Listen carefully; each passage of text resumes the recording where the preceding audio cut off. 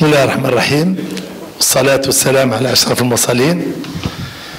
في إطار منتدى الذاكرة الذي تنظم أسبوعيا جريدة المجاهد وجمعية مشعل الشهيد وعشية اليوم الوطني للصحافة، ارتأينا نخصص هذا العدد إلى الصحافة الثورية. وطبعا يشرفنا كثيرا أن نستضيف السي محمد كرسي المدير العام لجريدة المجاهد، وكذلك الدكتور أحمد عظيمي، ليتناولوا موضوع الصحافة سواء أثناء الثورة أو إلى يومنا هذا. وكما جرت العادة بداية ننصت وإياكم إلى فاتحة الكتاب ترحما على أرواح الشهداء. أعوذ بالله من الشيطان الرجيم. بسم الله الرحمن الرحيم. الحمد لله رب العالمين الرحمن الرحيم مالك يوم الدين إياك نعبد وإياك نستعين اهدنا الصراط المستقيم صراط الذين أنعمت عليهم غير المغضوب عليهم ولا الضالين.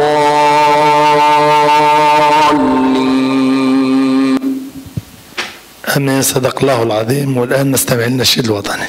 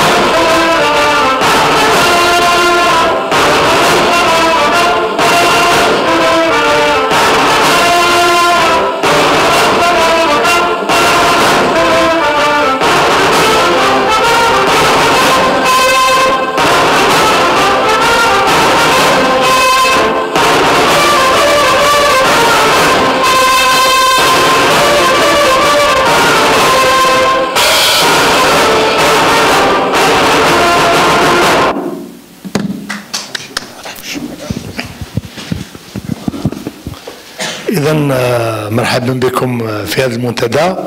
ربما صرا شويه كما يقولوا خطأ، لأن البارح المولود ربما الدعوات ما مشاتش كما العادة، ولكن إن شاء الله في الأعداد القادمة سنعوض هذا نقدر نقول هذا الخلل هذايا، وهذا طبعا يصرى في كل المناسبات. ومدام اليوم الوطني للصحافة ارتأينا نخليه أختنا فريدة العربي مسؤولة المنتدى لتنشط هذا العدد مع ضيوفها الكرام. شكرا. Bonjour à tous, bienvenue au Forum del Moudjahid. Nous avons l'honneur d'écouter aujourd'hui une conférence de notre président directeur général, Monsieur Mohamed Koursi, à qui je cède la parole pour une communication. Merci. Merci. C'est un grand jour pour moi, pour le journal, pour le pays, pour l'histoire. Le 1er novembre, une nouvelle page va s'ouvrir, va s'écrire, et elle va montrer au monde entier qu'une nation était là. Même si elle a ployé les Chines sous plus fort qu'elle, au début du 19e siècle, cette nation s'est soulevée, s'est relevée, a pris les armes, et elle a dit au monde entier, il y a un pays, il y a une histoire qui s'appelle, ce pays s'appelle l'Algérie. Il est porté par des femmes et des hommes qui ont porté le combat, les armes à la main, qui ont porté le combat par la plume, par l'image, par la chanson, par l'héroïsme de tous les jours, en accueillant les combattants, le plus petit, le plus lointain, le plus invisible, le plus modeste des Algériens a donné sa part. Je dis bien des Algériens de cœur, pas uniquement les Algériens de papier, a donné sa part pour que ce pays retrouve son histoire, se réconcilie. Il n'a pas inventé l'Algérie en 1954. Bien au contraire, il a pris les armes pour dire « je veux restituer mon pays », ce pays qui a toujours existé. Et aujourd'hui, devant vous, honorable assistance, j'ai l'honneur de vous parler de quelques femmes et hommes qui ont poussé jusqu'au sacrifice suprême cette idée-là pour produire un journal qui va parler aux Algériens, mais aussi et surtout à l'environnement international. Porter les mots, la souffrance, la revendication d'une Algérie combattante.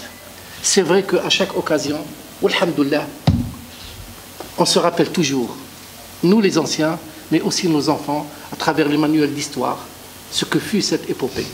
El Moujahid est né durant la guerre de libération nationale. Il est né dans le feu du combat. On parle souvent de lui. Mais aujourd'hui, permettez-moi peut-être de parler de cette histoire par un aspect légèrement connexe. Parler de ces femmes et de ces hommes. On dit souvent l'armée de l'ombre, ces inconnus, ces anonymes qui ont fait le journal. En fait, ce ne sont ni des anonymes, ni des inconnus. Ce sont des géants dans l'histoire. Et ce n'est qu'un témoignage de notre reconnaissance que de les évoquer à chaque fois. Bien sûr, El Moujahid est né durant la guerre de libération nationale et il a poursuivi sa mission à l'indépendance, après l'indépendance, ce qu'on appelle le djihad al-akbar. Il y a eu le combat pour la libération, il a eu ses hommes. Mais après l'indépendance, il y a aussi des journalistes qui ont sillonné l'Algérie et qui ont montré, par leur image, par leur reportage, combien était grand ce pays, qui était interdit aux Algériens. Dans une seule ville, des Algériens n'avaient pas droit d'aller dans un quartier à côté, le quartier dit européen, ou un Mebelouka, que l'Algérien se déplace pour découvrir ce pays continent. En 1962, les Algériens ne connaissaient pas leur pays, parce que c'était un pays qui leur était interdit. On parlait de zones interdites, on parlait de villes interdites, on parlait à l'intérieur de la ville de quartiers interdits. Donc, il va y avoir des journalistes talentueux qui vont parler de cette Algérie, qui vont faire des reportages, qui vont partir dans les coins les plus reculés, dans les Deshra, dans les villes et villages, dans ces régions de l'intérieur. Et ils vont parler de cette Algérie qui entame son long chemin vers le développement, une transformation. Et je me souviens avoir lu l'un de nos anciens ministres, Abou Bakr Belkaïd, qui a été assassiné durant la décennie noire. On lui a dit, mais comment les journalistes à l'époque, je parle de l'après-indépendance, comment ils trouvaient ces mots? Ils écrivaient de façon poétique, d'une façon, ils maîtrisaient le français et ils disaient partout, voilà la beauté de l'Algérie, voilà sa transformation à pas de géant. Et Abou Bakr Belkaïd a répondu à cette question, il a dit, c'est la magie du projet national qui inspirait ces mots. Parce que c'est vrai, les Algériens et les journalistes croyaient dans cette nouvelle Algérie. Et quand on croit, quand on est passionné, les mots viennent seuls. Parce que ce sont des mots de la sincérité. Et quand ils sont sincères, forcément, ils sont beaux. J'espère que vous trouvez mon introduction belle aussi. Parce qu'elle est portée par la passion. Merci beaucoup. Donc, on a dit des anonymes, des soldats de l'ombre. C'est vrai que certains de mes amis, de mes Algériens, quand ils parlent des journalistes, ils disent les Jounoud al-Khafa.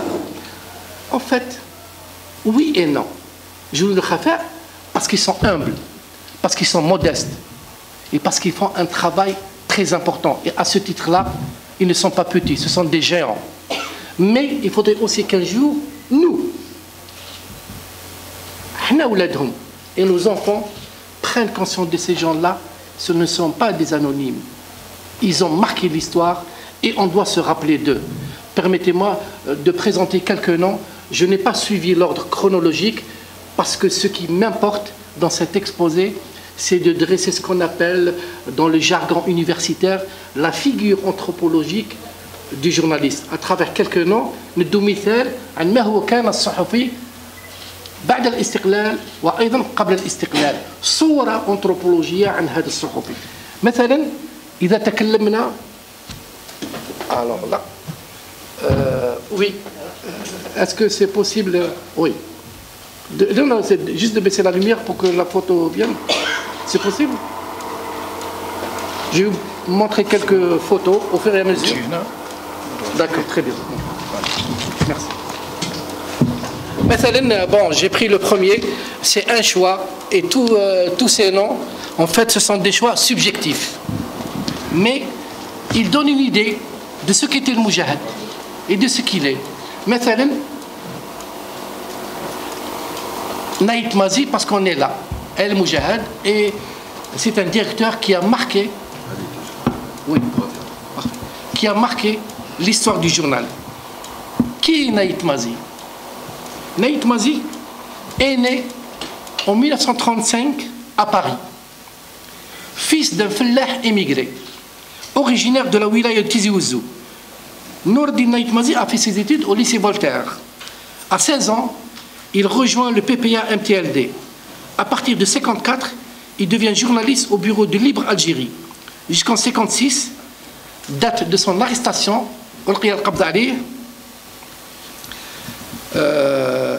pour insoumission et atteinte à la sûreté extérieure de l'État.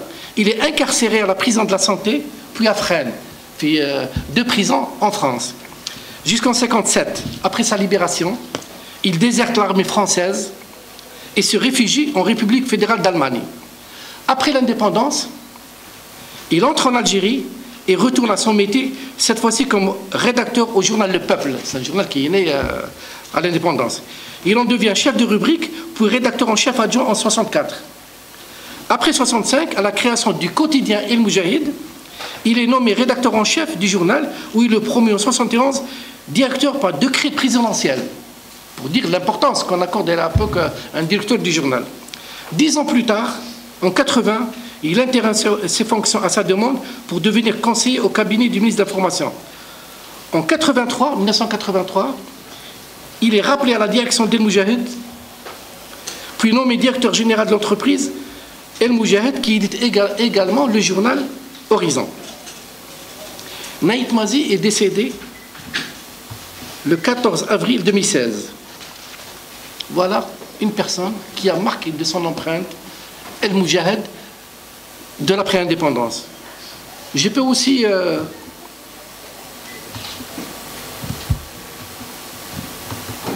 viens voir.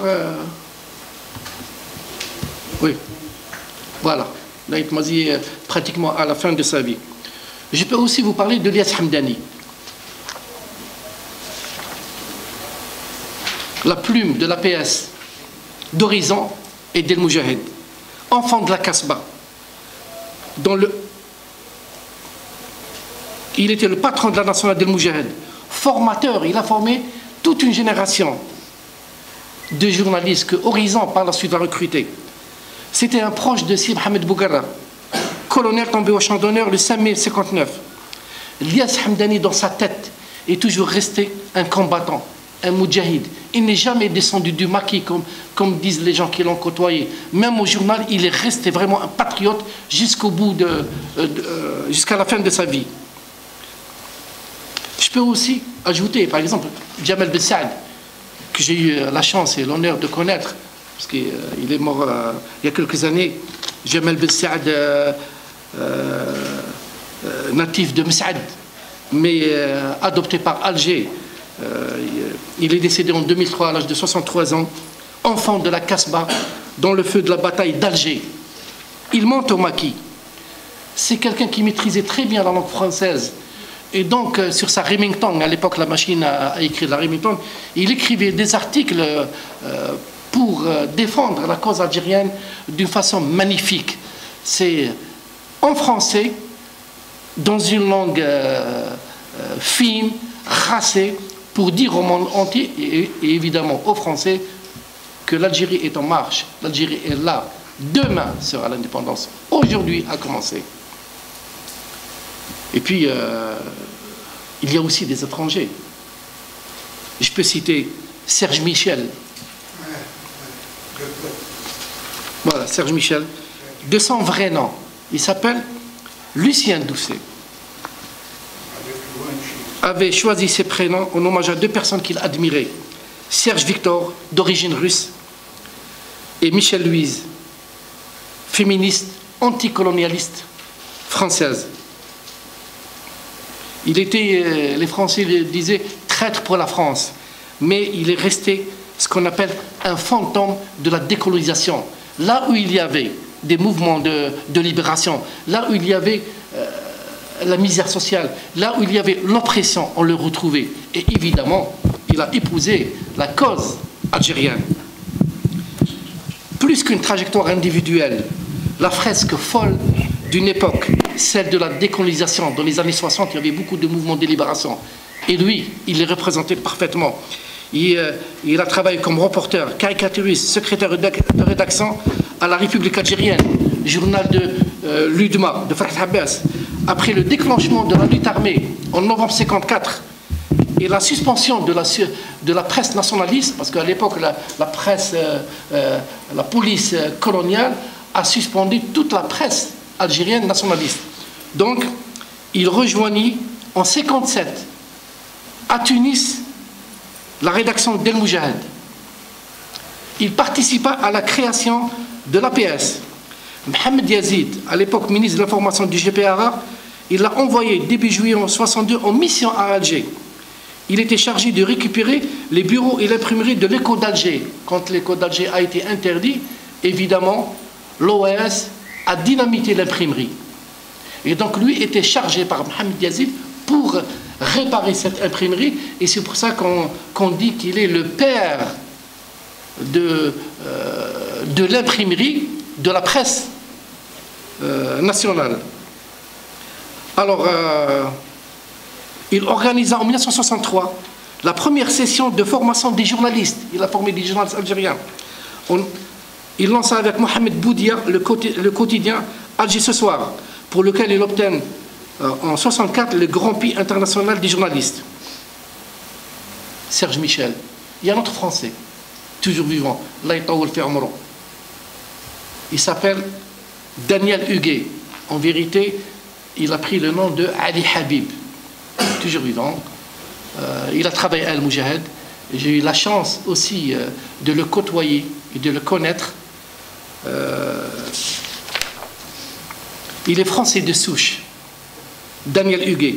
Il refuse de combattre en Algérie. Insoumis pour un idéal qu'il n'a jamais renié. Algérie algérienne. En octobre 1962, il débarque en Algérie pour vivre une passion qui avait déjà conquis son âme et son cœur.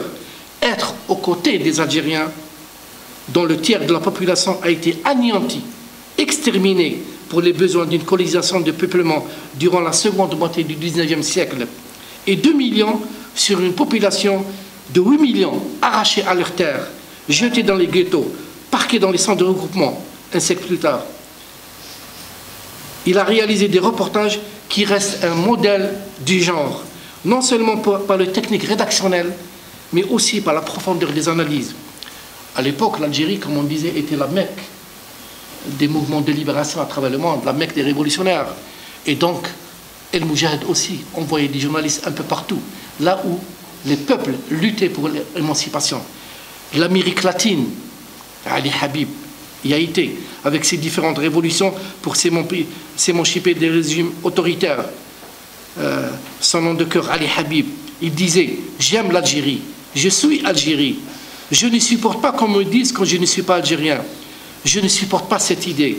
Dans tous les cas, je choisirai l'Algérie, même si elle a tort. » Vous ne trouvez pas une similitude avec l'expression de Houari Boumediene quand il parlait de la Palestine, par exemple?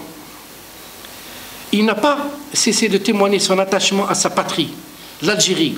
Dans mai 1945, enjeu de mémoire et histoire, Charles Robert Agéran croise la plume avec lui. Parce qu'il y avait, comme toujours, la guerre des chiffres, la guerre des mémoires, et lui, toujours défendait, non seulement avec la plume, mais aussi avec l'intelligence de l'intellectuel, argument et concept, cette vision et cette histoire de l'Algérie. La 3e édition du président de la République du journaliste professionnel d'octobre 2017 lui a décerné une distinction spéciale. Et en juin 2019, les anciens journalistes lui ont rendu hommage. Voilà. Je peux aussi citer Halim Mokdad, celui qu'on voit en train d'écrire et qu'on surnomme le prince de la plume. Le prince de la plume. Quand je suis venu à El Moujahid en 1986, il était déjà malade, affecté par la maladie.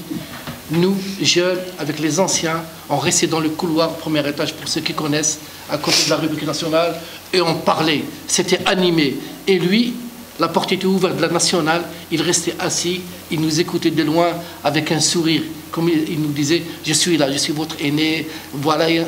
Et on sentait sa présence. Halim Mokdad, la malaria, une saloperie qu'il a chopée dans les années 70. Dans tous ces pays africains, alors en lutte pour l'indépendance. Il est mort en 2001. Lui, le ciseleur de mots, on l'appelle le prince de la plume, il avait un style incroyable que malheureusement qui se perd de nos jours. Il maîtrisait le français. L'enfant de Saoula, la plume au clair, il se trouvera aux côtés des combattants de la Guinée-Bissau, du Cap-Vert, de l'Angola, du Soudan. C'est dans cette terre africaine, continent en 1000 rêves et en 1000 drames, que Halim Mokdad contracte la malaria dont les séquelles l'accompagneront sa vie durant. Comme d'ailleurs, il échappera de justesse aux éclats d'un obus quand il se trouvait en reportage en Angola, dans cette exaltante aventure. Aux côtés des acteurs des mouvements de libération africains, Halim Mokdad devint l'ami et le confident d'Amilcar Cabral, d'Agostino Neto. Il était également présent dans le canal de Suez en juin 1967 pendant la guerre des 6 jours. Halim Mokdad livra également pour le compte d'El Moujahid un grand reportage sur la révolution sociale en Iran, les mollahs à l'épreuve du pouvoir.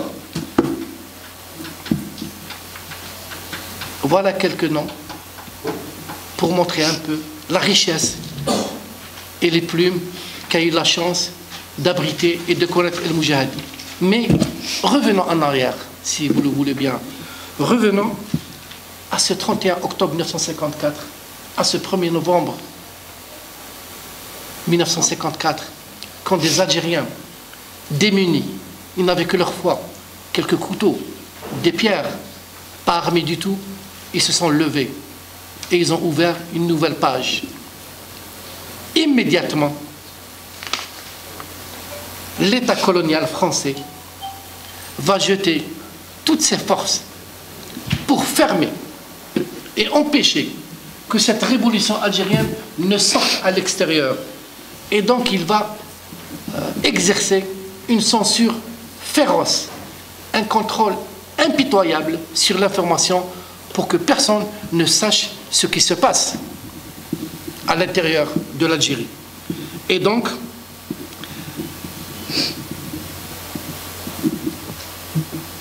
tous les ministères des Affaires étrangères, de l'Intérieur, de la communication, des Affaires algériennes vont tous exercer une censure sur les médias français et ils ne vont prendre que la rhétorique, que la formulation, que les jugements, que les informations de la police coloniale.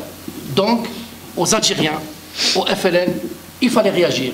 Il fallait une contre-offensive, non seulement au niveau de l'arme, mais aussi au niveau de la plume, de la parole.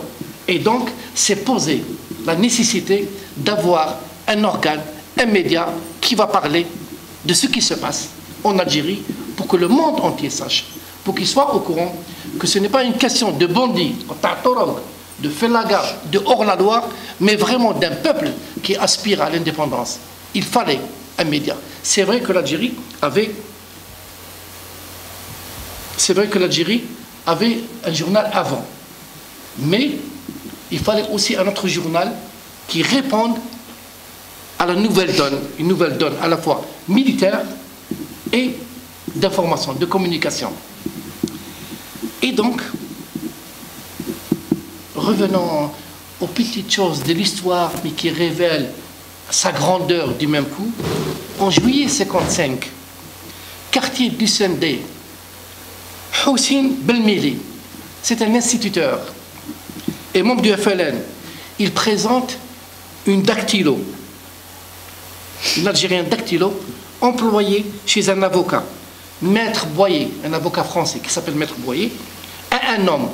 Cet homme-là, cette jeune dactylo srera, Minetchouvo, quand elle le voit, elle est subjuguée. Parce qu'il avait du charisme, il avait une forte personnalité. Et à l'époque, comme c'était quelqu'un d'important dans les structures du FLN, il y avait la peur de l'arrestation. Parce que si on l'attrape, c'est la mort assurée. Donc, il ne lui accorde que 2 ou 3 minutes. Mais durant ces 2 ou 3 minutes, il la marque. Il la marque à jamais. Donc, cette personne-là lui pose 3 ou 4 questions. Rapidement. Tu fais quoi? Elle répond, je suis secrétaire d'un avocat. Il lui dit, tu tapes à la machine? Elle répond, oui. Tu as des contacts et des réfugiés sûrs? Elle répond, oui. Alors tu seras contacté à ton boulot. Il tourne les talons et la laisse sans voix, subjuguée, impressionnée, et il disparaît rapidement en 2-3 secondes. Cette dactylo, c'est Isa Bouzekri. Elle venait de faire connaissance avec Abban Arban. Elle ne le connaissait pas, elle va devenir sa femme. J'ai écrit un texte sur elle, j'ai été frappé par sa beauté, d'une beauté magnifique, et à l'époque j'avais dit Sophia Loren, mais vraiment quand on voit les photos de Isa Bouzekri et qu'on les compare avec Sophia Loren, des beautés magnifiques. Sophia Loren, au fait de sa célébrité, de sa beauté. Des années plus tard, j'ai lu un témoignage et j'ai découvert que Abban Ramdan, ce jour-là, quand il l'a vue, il a pensé à une autre actrice, Gina Nolo Birgida, pour les anciens qui connaissent. Une actrice magnifique. Et donc, par-delà le temps, si vous le permettez, elle va vous parler. Isa Bouzekri va vous parler. Écoutez-la. Donc j'ai l'honneur de prêter ma voix à l'immense Isa Bouzekri, passionnée jusqu'au bout. Elle dit: je suis née à la Casbah, 17 rue des Pyramides, en 1928. À l'âge de 3 ans, j'ai perdu mon père qui gagnait péniblement sa vie. Nous avons déménagé à Notre-Dame d'Afrique, rue du Carmel, où j'ai fréquenté l'école communale jusqu'à l'obtention du certificat d'études. Puis j'ai continué à la Chabiba en Vallée, où j'ai été imprégnée et sensibilisée à la cause nationale par Cheikh Taïeb El-Oqbi, qui a une grande influence sur moi. Il avait fondé plusieurs journaux, entre autres l'Écho du Sahara et l'Islah. À la fin de la Deuxième Guerre mondiale, le 8 mai 1945 se déroula une marche pacifique à Alger, dans le but de revendiquer des droits améliorant les conditions de vie qui avaient toujours été austères. Étant donné les indigènes que nous étions, et après avoir libéré la France contre le nazisme sur le front, il était clair que l'autorité coloniale devait en retour satisfaire les revendications du peuple algérien. Il y a eu pendant cette marche silencieuse et pacifique l'intervention des forces de sécurité coloniales qui ont bastonné la foule et tiré sur les manifestants qui, pris de panique, se sauvèrent en laissant leur espadrille sur place. La première victime tombée fut Razel Belhafef, le frère de Salima Belhafef, également militante engagée, épouse de Ben Youssef Ben Khedda. En remontant chez moi, à Notre-Dame d'Afrique, les Français ricanaient en disant « Vous vous rendez compte? Ils se sont permis de marcher et de nous défier. » Je fus choquée par ces propos tenus par les colons, car pour eux, nous étions des indigènes qui devaient supporter la faim, le froid et la maltraitance. Quelques jours après, on finit par apprendre les événements de Sétif, qui furent un grand désastre endeuillant le peuple algérien, avec plus de 40 000 victimes. Nous étions pauvres et ma mère, veuve, travaillait. Je l'aidais comme je pouvais. J'avais conscience de l'indigence des indigènes comparée au train de vie des colons. L'injustice était flagrante. Même notre parcours était restreint. Nous n'avions pas le droit de rentrer dans les quartiers européens et encore moins dans les quartiers UP tels que Hidra. Il nous arrivait avec ma mère et ma sœur Mimi d'aller au pied du mausolée de Sidi Yahya, en bordure d'un oued, afin de passer la journée et faire des retrouvailles. C'était une de nos seules distractions. Et là, nous étions obligés de passer par le quartier de Hidra. Cependant, sur le chemin du retour à la tombée de la nuit, on passait devant les maisons et je voyais à travers les fenêtres illuminées de jolis lampadaires, ce que je n'avais jamais vu auparavant. Cela me donnait des idées extraordinaires. Ma vision et mon but dans la vie s'éclaircissaient et a annoncé l'horreur de mon militantisme. Dès 1947, j'ai commencé à militer en 1947 au sein de l'Association des femmes musulmanes algériennes, sous l'égide du PPA-MTLD, présidé par Mami Yachentouf. J'y ai croisé Nafisa Hamoud, futur professeur Laliam. Nous faisions beaucoup de social et nous entrions dans la Kasbaya Bilkour pour entonner des chants patriotiques, ce qui nous valait de ressortir avec une petite cagnotte. En 1949, atteinte de tuberculose, je suis envoyée à Marseille, où je suis sauvée in extremis. Lors de mon séjour au sanatorium d'Annecy, qui dura environ 15 mois, j'ai été formée à la sténodactylo. De retour à Alger, j'ai décidé de m'émanciper en enlevant le hayek, au grand désespoir de ma mère, et de parfaire ma formation à l'école Pigier. Au déclenchement de la guerre d'Algérie, le 1er novembre 1954, je travaillais chez un avocat, maître Boyer, installé à rue Duc des Cars, baptisé rue Docteur Saaden. À cette époque, je fais une autre rencontre décisive, un ancien militant du PPA-MTLD, Houssine Belmili, enseignant la langue arabe aux enfants du quartier, juste en bas de chez nous, chemin de Carmel à Notre-Dame d'Afrique. Profitant de son savoir quand j'en avais le temps, je lui exprimais clairement mon désir de participer à la lutte de libération. C'est lui qui exauça mon vœu en ce jour mémorable d'août 1955, en conviant au rendez-vous de mon destin à Ben Ramdan. L'entrevue eut lieu à la glacière, à El Harrach, et durera à peine 5 minutes. Aben était un homme au regard franc, imposant, charismatique, rapide et expéditif. Il comprit 3 choses. Je taperai, transporterai les documents et lui trouverai des refuges. 15 jours se sont à peine écoulés lorsque je reçus la visite d'un certain Mara Rachid. Aben cherchait des refuges. Nous avions rendez-vous le surlendemain au terminus du tramway à 12 h. Je me suis adressée à Fatima Zekel Ben Osman qui habitait à Diyar al-Mahsoul. Elle était speakerine et présentatrice de la télé à l'ORTF. Fatima, j'ai besoin d'un refuge sûr pour le monsieur qui nous recrute au sein du FLN. Bien sûr, Isa, je vous attends demain. Tu n'en parles pas à ton mari? Ne t'inquiète pas, il ne demande pas mieux. Le lendemain, je retrouvais Aben comme prévu au terminus des tramways d'Alger et nous nous dirigeâmes vers la station de taxi du verdoyant parc de Galan qui était déserte ce jour-là. Après quelques longues minutes d'attente, je pris l'initiative d'aller vers le cinéma l'ABC où j'étais sûre d'en trouver un. Algéroise de naissance, je connaissais la capitale et ses raccourcis, comme ma poche. La prudence était de mise. Nous ne pouvions rester sur la rue Michelet où nous étions trop exposés. Et il n'a pas apprécié. Où m'emmènes-tu? Mais enfin, vous êtes recherché, on ne va pas rester planté là indéfiniment. D'une ruelle à une autre, le temps d'arriver à l'ABC, j'eus droit à un questionnement désagréable. Pourquoi ce chemin et pas l'autre? Pourquoi tu hésites? Tu sembles bizarre. Aben, le méfiant, atteinte dans mon amour-propre, je gardais mon sang-froid. Il ne réussit pas à me déstabiliser.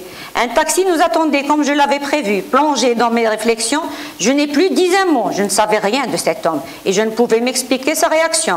Lui non plus ne savait rien de moi, sauf ce que put lui dire Houssine Belmili. Alors, pourquoi m'avait-il fait confiance? Arrivé à Diyar al-Mahsoul, stressé, j'ai légèrement douté entre 2 entrées.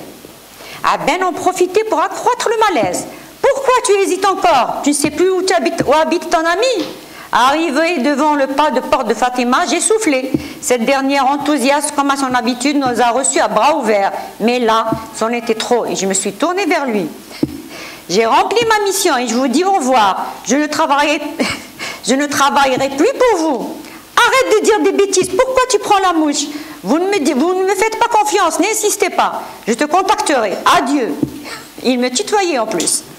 Fatima était une femme à la personnalité solaire, belle et énergique. Elle était sur tous les fronts. Nous nous sommes connus en 1947 lorsque nous militons au sein de l'AF-MA. Parfaite trilingue arabe, français, kabyle, elle fut l'une des toutes premières speakerines à la radio puis à la télévision française. Native de Bellecour, plaque incontournable de la résistance, fille de militants et femme de réseau, elle lui ouvrit avec honneur les portes séculaires du mythique quartier.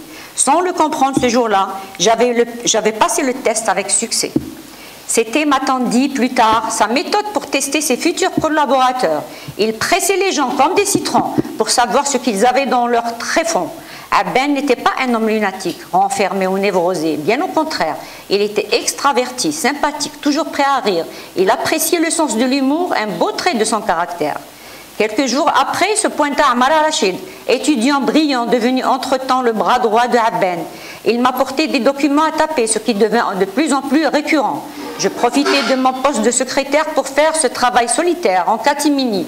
Je cachais les feuilles sous une pile de dossiers et il m'arrivait souvent de faire des heures supplémentaires, ce qui ravissait mon employeur, Maître Boyer, qui ignorait totalement que des documents émanant du FLN étaient dans son cabinet. Isa, vous êtes unique. Et sa femme renchérissait. Oh oui, Isa est formidable, s'ils savaient, les pauvres malheureux. Abben je n'avais pas revu depuis Abben, que je n'avais pas revu depuis, passa à la vitesse supérieure et me demandait d'accompagner Ammar al-Rachid lors de missions délicates. Nous devions nous rendre à Constantine afin de rencontrer Brahim Mzhoudi, un proche de Cheikh al-Arbi Tebessi. C'était à la fin septembre ou début octobre 55. Installé dans le wagon, la discussion allait bon train. Rachid me parlait de sa vie, du déroulement de ses études et me donnait des nouvelles de sa dulcinée que je lui avais présentée d'ailleurs. Puis il enchaîna, Ammar al-Rachid, tu sais comment Abben te surnomme? Isa dit non. Dis-moi. Gina. Gina? Oui, Gina Lolombrigida, tu es son sosie. Ah, ça me flatte, merci. Le 26 juin 1956, Abben avait fondé le journal Moudjahid, qui était présenté dans un premier temps sous forme de brochure rognotypée et diffusé en Algérie, au Maroc, en Tunisie, en Égypte. Il fallait produire plusieurs stencils qui étaient envoyés un peu partout à travers le pays et à l'extérieur. Evelyne Lavalette me secondait pour cette tâche importante car Al-Moudjahid allait devenir le journal du FLN. Par conséquent, il fallait trouver un nom à ce journal. Et Abben organise une réunion de travail à laquelle assisteront Belmihedi et Ben Youssef Ben Khedda, au refuge se trouvant au face du cinéma Sierra Maestra, plus précisément au-dessus de la boutique d'un tailleur. Ils étaient assis tous les trois à une table en train de débattre de ce sujet pendant que je leur préparais le café. Belmihedi et Ben Khedda proposèrent le nom d'Al-Moudjahid, qui fut d'emblée rejeté par Abben, car ce nom, selon lui, ne connotait pas religieusement. En revanche, il proposa le combattant ou le résistant, qui pour lui serait le dénominateur commun pour toutes les différentes factions qui ont rejoint le front. Comme Abben s'inclinait toujours devant la majorité, le nom d'Al-Moudjahid fut retenu et adopté. De retour à Alger, l'activité du CCE devint intense. Tracts, courriers, journal Moudjahid, pratiquement tout passait par moi. De retour à Alger, l'activité de CCE devint intense. Tracts, courriers, journal, et Moudjahid, pratiquement tout passait par moi. Voilà. Merci. Voilà, à travers le temps, Isa Bouskri, patriote, algérienne et d'une beauté époustouflante, vous a parlé. Elle est magnifique, n'est-ce pas? Alors, on a dit en juillet 55, elle est apostrophée par un inconnu, c'était Abben Ramdan, il la subjugue. Août 55, on le sait tous, le Nord constantinois, le soulèvement et Zirou Youssef marquent l'histoire. Et il porte du même coup un coup fatal à la propagande qui voulait noyer, emprisonner, enfermer le combat des Algériens. La question algérienne s'internationalise avec ce soulèvement. Août 56, on est à quelques kilomètres d'Aqbou. On est sur la rive gauche de la Soumam. Abben Ramdan, en compagnie de l'Arbi Ben Mhidi, s'apprête tous deux à tenir une réunion avec plusieurs chefs de zone. Dans l'ordre du jour, comme on le sait tous, c'est l'organisation du FLN et la structuration de ces institutions. L'Arbi Ben Mehdi, représentant l'Oranie, était au Caire pour rejoindre le lieu de la réunion. Il transite par le Maroc. Après plusieurs rencontres avec Abdelhafid Boussouf à Oujda, il franchit la frontière à pied et prend le train Tlemcen-Oran le dimanche 6 mai. Ensuite, il prend le train de nuit Oran-Alger dans un wagon couchette et y arrive le lendemain à 7 h à la gare de la Rade. Une personne l'attend à la sortie de la gare, lunettes noires, manteau et tête engoncée dans un chapeau. C'est un certain Albert Molina, commerçant juif. L'Arbi Ben Mehdi s'est présenté lui-même dans la peau d'un commerçant avec une forte somme d'argent. Si jamais on l'arrête, il est commerçant, la preuve, il a de l'argent. En fait, Molina est une fausse identité. Le personnage est en réalité Ben Youssef Bakhada. L'Arbi Ben Mehdi et Abban Ramadan ont chargé Saad Dahleb et Ben Youssef Ben Khadda de remettre une réflexion pour contrer la propagande coloniale. Il fallait réfléchir à des médias, comment faire pour que tout le monde entende parler de nous, que c'est un combat juste des Algériens et non pas une affaire de hors-la-loi ou de bandits ou de fallaga. Saad Dahleb, pour le rappeler à mes amis et à la jeune génération. Voilà. Il a fait ses études secondaires au collège colonial de Blida, où il fréquentait entre autres Mohamed Lamine de Barin. Il a commencé à militer au sein de l'Étoile nord-africaine, puis au PPA, puis au MTLD. Il a été aussi secrétaire de Msali Haj. Ensuite, il rejoint le FLN. Dès 1954, il est aussi l'un des membres qui ont été à l'origine de la création d'El Moudjahid. Il est ministre des Affaires étrangères entre 61 et 62, dans le troisième et dernier gouvernement du GPRA. Et il a joué aussi un rôle dans les négociations d'Évian. À l'indépendance, il est nommé ambassadeur au Maroc. Il devient ensuite directeur de Berli Algérie et fonde en 1988 les éditions Dahleb. Il décède le 16 décembre à Alger. Comme je le disais tout à l'heure, avant le Moudjahid, il y avait Résistance algérienne, une publication, mais qui manquait de régularité. Une publication en 2 langues, arabe et français, et 3 éditions, à Paris, Tunis et Tétouan, où Résistance avait son siège.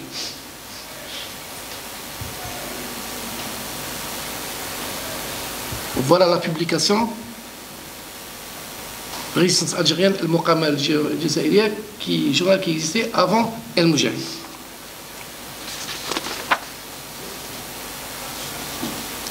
Mais il fallait un journal fort, unifié et qui porte fort, haut et partout la voix de l'Algérie combattante.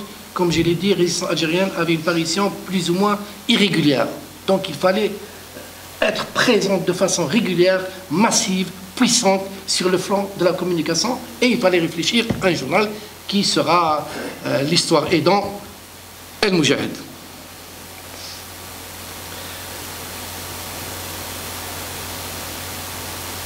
Dans ce premier noyau de journalistes, on trouve aussi Abdelkader Temmam, c'est lui qui a réuni les articles écrits par les responsables du FLN de l'intérieur et de l'extérieur du pays et leur a donné une forme qui réponde aux normes de la publication journalistique, avec l'aide de quelques collaborateurs du militants du FLN comme Pierre Chollet, Zahir Ihdaden. Pierre Chollet, voilà, en compagnie de son épouse. Pierre Chollet est né en 1930 à Alger, dans une famille issue du peuplement colonial français, mais engagée dans les organisations du courant catholique social. Pendant la guerre de libération nationale, il est expulsé en France, mais il réussit avec sa femme, qui avait aussi épousé la cause algérienne, à rejoindre le FLN en Tunisie, où il poursuivit ses activités comme médecin et journaliste au sein d'El Moudjahid. Le professeur Chollet était également l'un des membres fondateurs de l'APS, créé à Tunis en 1961. En 1963, 1963, il acquit la nationalité algérienne, professeur en médecine et expert de la tuberculose auprès de l'OMS depuis 1981. Il a été élu à la première APC de la ville d'Alger, puis vice-président de l'Observatoire national des droits de l'homme, et enfin chargé de mission pour la santé auprès du chef du gouvernement et membre du Conseil national économique et social. Il est décédé le 5 octobre 2012 à Montpellier. Le nom de Pierre, Pierre et Claudine, le prénom de son épouse, Cholet, a été donné, comme vous le savez tous, à la clinique des Grands Brûlés, située au boulevard Louis Pasteur à Alger. Alors, on a évidemment Zahir Haddaden, qui est originaire de Touja, dans la wilaya de Béjaïa, issu d'une lignée de cadis et de notaires. Il est né en 1929 à Sidi Aish. Il est décédé en 2018 à Alger. Il a fait partie de la rédaction des Résistances algériennes à Tétouan, le journal qui paraissait de façon irrégulière, du 22 octobre 1955 jusqu'en juin 1957, année où Il Moujahid prit le relais, et donc il va être incorporé et intégré à la rédaction d'El Moujahid. Il a été docteur d'État en sciences politiques, il a été professeur, journaliste, conseiller technique, historien, auteur de nombreux ouvrages, notamment Histoire de la presse indigène en Algérie, des origines à 1930. Alors, l'histoire des colonisés du Maghreb, son dernier livre, sur son parcours de militant, intitulé Itinéraire des militants, est sorti 48 heures avant son décès. Voilà. Le premier numéro, comme on l'a vu avec Isa Bouzkri, sort en juin 1956. Elle a assuré la frappe de ce numéro. Il est tiré à la Ronéo, pas à l'imprimerie, dans la scierie de Mustafa Benouniche à Cuba. Zahir Haddaden, il donne plus de détails sur cette période-là, en plus de Isa Bouzkri, dont on a entendu maintenant l'émouvant et l'excellent témoignage.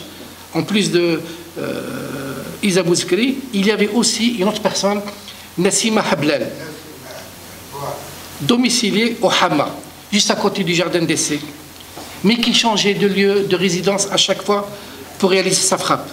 C'est elle qui assura la continuité de la frappe de tous les numéros parus à Alger. Elle fut arrêtée avec la saisie du dernier numéro paru à Alger.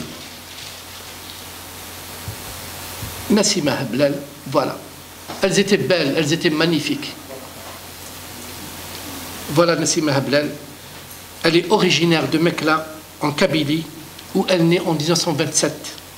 Elle s'occupait des tracts qu'elle tapait au début chez elle et qu'elle allait tirer chez les Européens qui soutenaient le FLN, notamment dans les locaux du presbytère et chez les Pères Blancs, à côté de Sidi Abdelrahman, à la Kasbah. Elle était aussi la secrétaire, elle fait la connaissance de Abben et devint sa secrétaire en 1955. Elle fut à ce titre chargée avec l'équipe technique qui avait pour seule logistique une Ronéo à sortir le premier numéro d'El Moujahid avec Isa Bouzkri. Elle est arrêtée le 21 février 1957. Elle fait alors la tournée des centres de torture, la caserne des Bérets Bleus du Sindé, Elbière, Villa Suzini, Serkaji, Al-Harraj, la prison de la Roquette en France. Atroce et abominable ce qu'elle a dit sur ce qu'elle a enduré sous la torture. Ces mots, lorsqu'elle se rappelle ces instants de douleur, une douleur indicible qu'elle a traînée jusqu'à la fin de ses jours. Le film documentaire de Nassima Rassoum, 10 949, c'est le titre de ce documentaire, 10 949, sorti en salle en 2014, rappelle le nombre exact de femmes engagées dans la lutte pour l'indépendance et lui a rendu hommage. Nassima Hablel est décédée à Bir Khadem en 2013 à l'âge de 85 ans. Voilà Nassima Hablel. Alors, si la collecte des articles pouvait se faire sans risque, comment faire pour tirer plusieurs exemplaires? Une imprimerie, impossible. D'abord le volume, le bruit, ils seraient découverts dans l'heure même. Donc finalement c'était la Ronéo. La Ronéo était le seul moyen de réaliser le projet avec le maximum de sécurité. c'était le rôle d'Abdelmalek Tammam et Hashmi Hamoud, qui a été arrêté, torturé, au chalumeau et à l'électricité. Et il est mort sous la torture, Hashmi Hamoud. Alors on imagine le danger permanent, cette peur qui broie les tripes, ne pas se laisser aller à une paresse qui nous fait répéter les mêmes gestes, les mêmes attitudes, les mêmes comportements, ou emprunter le même itinéraire. Surtout ne pas se faire remarquer.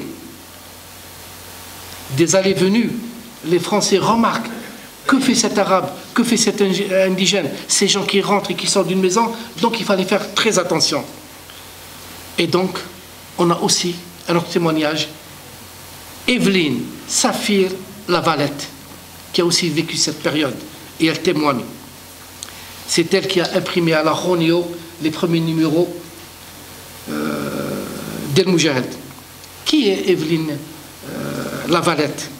Evelyne Lavalette est d'origine, évidemment comme son nom le montre, d'origine européenne. Sa famille était installée en Algérie depuis plusieurs générations. Elle a grandi à Rouiba, membre de l'association de la jeunesse algérienne pour l'action sociale, qui rassemblait des Algériens de toutes souches et confessions. Elle rejoint en 1955 le FLN comme agent de liaison, transport de matériel, hébergement de moudjahidines, acheminement de colis, impression de tracts.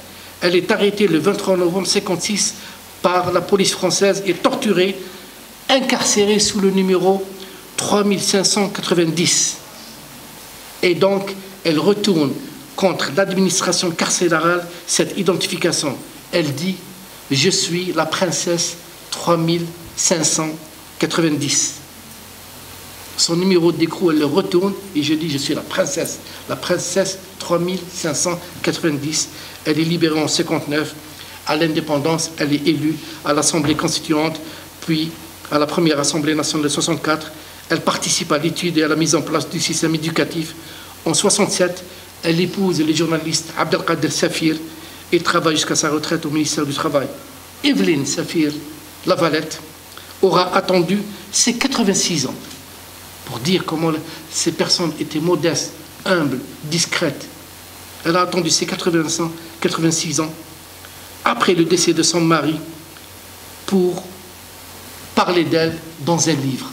Et elle parle d'elle à la troisième personne. Elle. Pas le je, ana, parler comme ça. Voilà, la princesse. Voilà quand elle était jeune.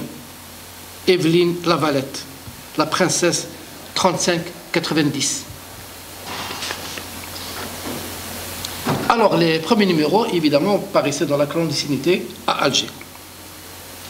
Le numéro 7, les 6 premiers numéros ont paru à Alger. Le numéro 7, à la veille de la guerre des 8 jours, janvier 57, est saisi et les moyens d'impression détruits lors d'une opération des parachutistes de l'armée française. Alors, El Moujahid cessa de paraître à Alger. Il vécut à Alger pendant 8 mois avec une parution moyenne de numéros par mois. Alger, à ce moment-là, est un corps ensanglanté, torturé. C'est les assassinats, c'est les attentats, c'est toute personne qui était soupçonnée, ou même pas, qui avait le faciès arabe dans un quartier européen, était arrêtée, torturée et souvent assassinée. Donc il fallait rapidement mettre à l'abri les journalistes et le potentiel de communication d'El Moujahid, et il fallait choisir entre le Maroc et la Tunisie. Où s'installer? Tunis ou Tétouan? Ils ont choisi Tétouan et donc la direction du FLN a demandé à 2 membres de l'équipe de Tunis, Frans Fanon et Mohamed El Mili, de rejoindre Tétouan pour renforcer l'équipe. Bon, je passe sur les détails qu'on peut retrouver partout sur cette équipe espagnole, comment le FLN a négocié l'apparition du journal, comment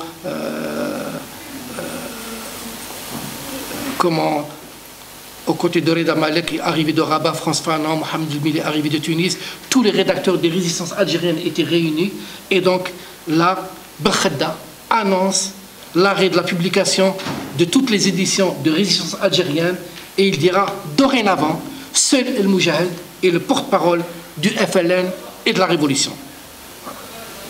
Donc il réparait en août 57, c'est le numéro 8. À partir du numéro 9, les articles ne seront plus signés, 8, 9, 10.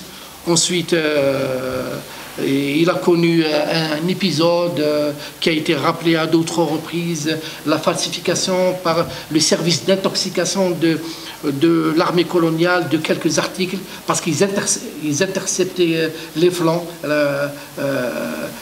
disons l'original d'El Moujahid, ils changeaient des virgules des mots, et il faisait attribuer au FLN des atrocités commises par l'armée coloniale, et il laissait passer El Moujahid qui était distribué. Mais rapidement, on s'est rendu compte, et donc ils ont changé d'escale, et ils ont choisi une autre ville, et depuis, ils n'ont pu falsifier que 3 numéros, mais après, ils n'ont pas pu falsifier, et El Moujahid a continué sa destinée. Voilà, je ne tarde pas, on arrive à l'indépendance, El Moujahid rentre en Algérie, une nouvelle séquence s'ouvre, une nouvelle épopée, une nouvelle page. Allah yarham shuhada. Merci beaucoup.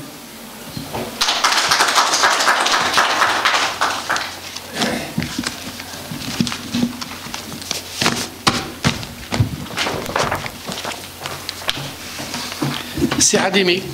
Merci Monsieur Koursi pour ce vibrant hommage aux pionniers de la communication.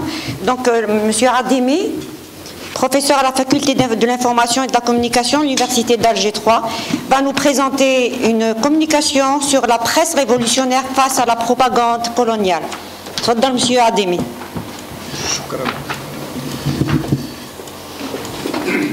شكرا. وأود في البداية أن أشكر سي محمد عباس، هذا اللي دائما نتصوره آخر ثوري هز الفلومبو، هز المشعل ومازال يمشي به مشعل الثورة، الوحيد اللي باقي على الأقل كل شهر مرة 2 3 لقاءات حول الثورة التحريرية. شكر أيضا لسيد المدير مجاهد أن عرفنا على شخصيات كثيرة بنات هذا الصرح الإعلامي الكبير. ما راح نتكلم على اتصال الثورة التحريرية. في ذاك الوقت كانوا يسموه الإعلام، كلمة اتصال كومونيكاسيون، ما بداوش يستعملوها إلا في الثمانينيات من القرن الماضي. قبل الثمانينيات كنا نتكلم فقط على الإعلام، c'est-à-dire l'information englobait la communication. Alors c'est le contraire. L'information est une partie de la communication. La culture est une autre partie de la communication. إذا نتكلم على الاتصال لأنه لعب دور كبير جدا في محاربة الاستعمار. والمعركة كانت على مجالين، المجال العسكري والمجال الاتصالي، المجال الإعلامي. واعتقد أن أول عمل اتصالي هو إنشاء جبهة التحرير الوطني نفسها، لأن حتى التسمية جبهة، كلمة جبهة يعني بنشوف الناس اللي حضروا للثورة مجموعة 22 كان مستوى عالي، رغم ما همش متخرجين من جامعات عالمية، لكن مستوى السياسي عالي. فاختيار كلمة الجبهة، جبهة فرون، الجبهة مفتوحة للجميع، كل الذين نتفق معهم، ما قالوش حزب، ما قالوش منظمة أو تنظيم يتطلب انتماء معين، لا، جبهة مفتوحة للجميع. الجبهة أيضا في فاس، الفرون في فاس تواجه قوة أخرى وهي قوة الاحتلال. وحتى هذه العبارة جبهة التحرير أخذت فيما بعد من طرف الكثير من الجبهات التي واجهت في العالم، التي سمت نفسها جبهة التحرير كذا، التي واجهت الاحتلال فيما بعد. العمل بعد ما نشأت جبهة التحرير، أول عمل اتصالي قامت به هذه الجبهة هو إصدار بيان ولادة جبهة التحرير وولادة الثورة التحريرية، بيان أول نوفمبر. وهذا البيان أنا تكلمت عليه كثير وكتبت عليه في مجلة الجيش قبل شي 30 سنة، وقلت أنه لحد الآن يعني قبل 30 سنة قلت لحد الآن، واليوم نقدر نقول لحد الآن 2021 لحد الآن لم تصدر الجزائر المستعيدة لسيادتها، ما نحبش نقول الجزائر المستقلة، الجزائر المستعدة لسيادتها، لم يصدر فيها نص بمستوى بيان أول نوفمبر، محدد جدا، مختصر جدا وواضح جدا.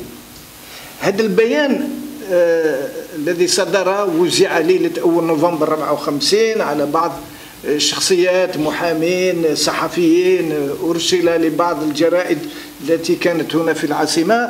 لا أحد اهتم به في ذلك الوقت، لا أحد اهتم به. لماذا؟ لأن لا أحد كان يتصور بأن هذا البيان هو إعلان عن ولادة ثورة كبيرة ستنتصر على عدم قوة استعمارية كانت موجودة في ذلك الوقت. فلهذا، لأن البيان في نفس الوقت أرسل إلى القاهرة وترجم إلى اللغة العربية وقرئ في الإذاعة المصرية منتصف الليل، في الأخبار تاع منتصف الليل قال الآن بيان انطلقت الثورة في الجزائر. بعدين حتى لما بحثوا عن البيان النسخة الأصلية باللغة الفرنسية ما وجدوهاش.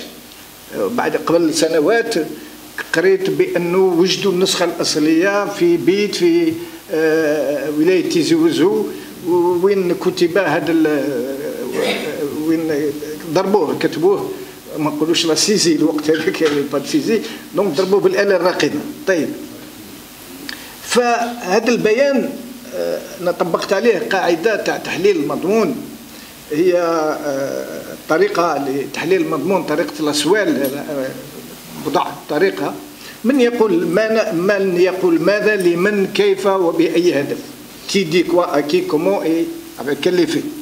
لما تطبقها راح نوجدوا أن البيان يجيب عن كل هذه الأسئلة.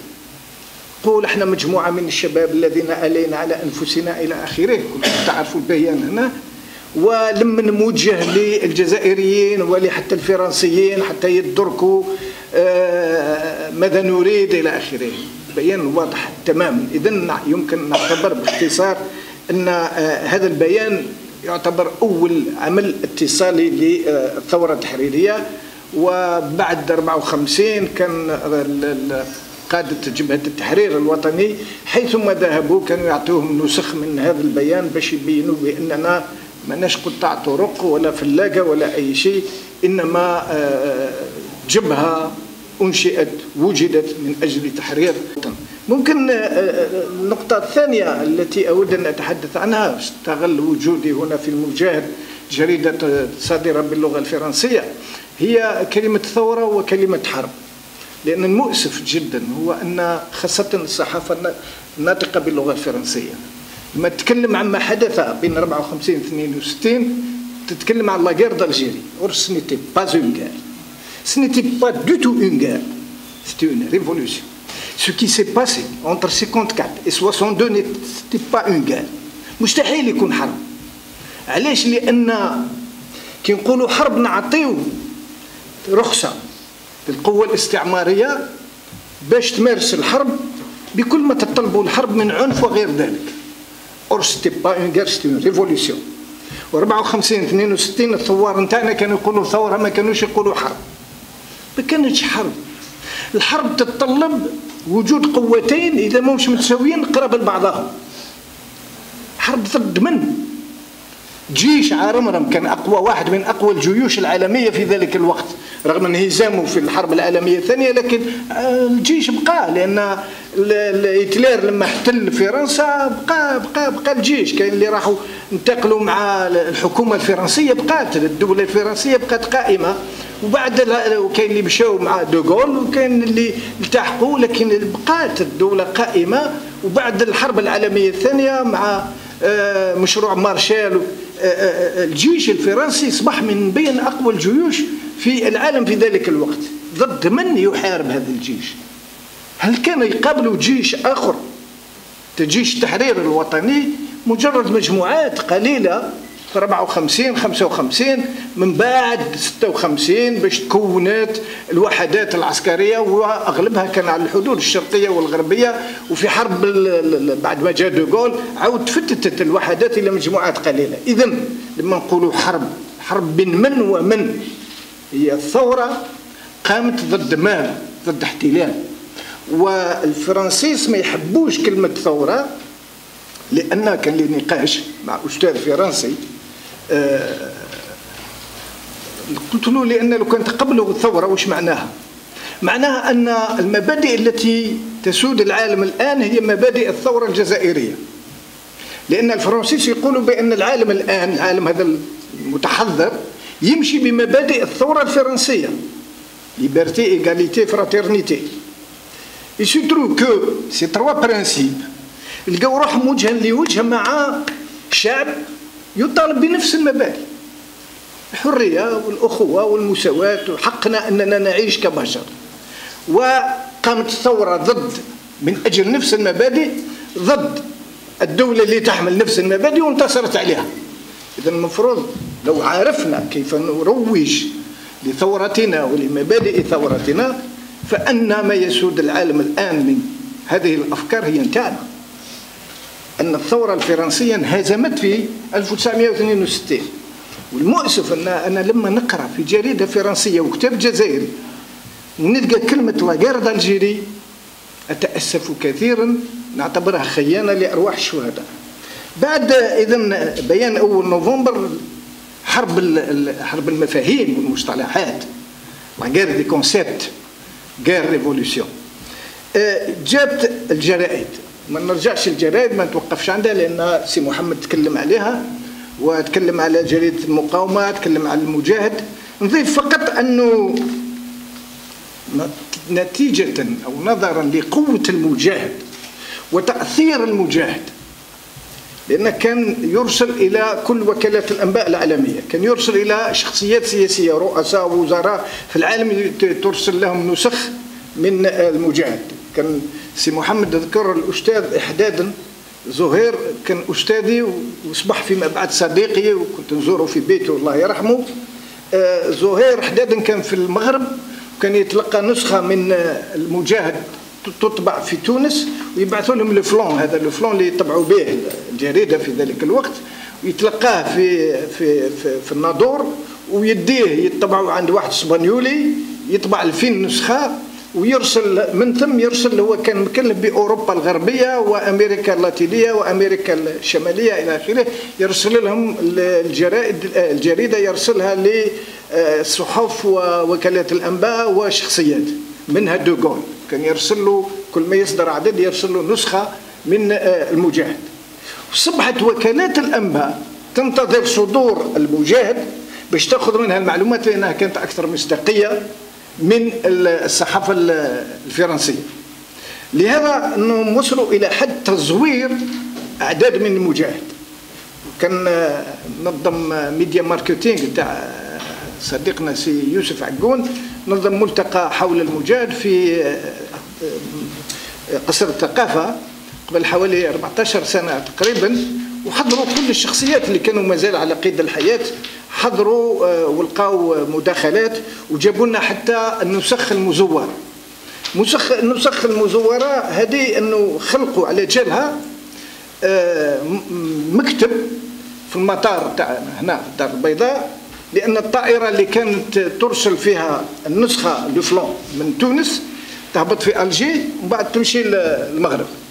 إذن هم عرفوا، الفرنسيس مخابرات عرفت كيفاش توصل الجريدة، ينتظروا وصول الكوري نتاع تونس، يفتحوه يجبدوا الرسالة الانفلوب اللي فيها لفلان، يديوه المكتب هذا في هنا في الدار البيضاء، يدخلوا عليه تغييرات بسيطة لكن تحمل معاني. وبعدين الجريدة لفلان يوصل عند سيمبروك حدادا، كان اسمه سيمبروك الله يرحمه، يمشي يطبع الجريدة وما يعمل فيها حتى شيء، ما يمسهاش، يطبع لفلان كما راه ويوزعه.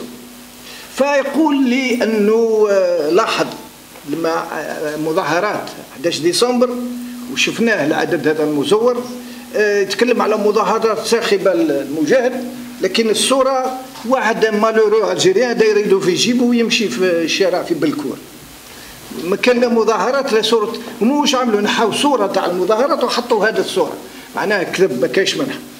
بون بعد حدث مشكل سياسي، انه رئيس الحكومة المؤقتة في ذلك الوقت لقى خطاب خطاب نشرته المجاهد. فهنا في المطار كي زوروا فقرات من الخطاب، بدلوا فقرات من الخطاب اللي تولي تفهم باللي كاين صراعات كبيره داخل الثوره وكاين اختلافات الى اخره.